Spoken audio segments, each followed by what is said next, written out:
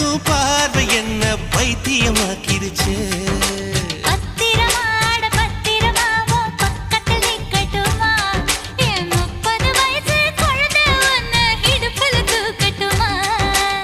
இடுப்பு மடுப்புல ஊஞ்சல் கட்டி தூளியும் ஆடட்டுமா?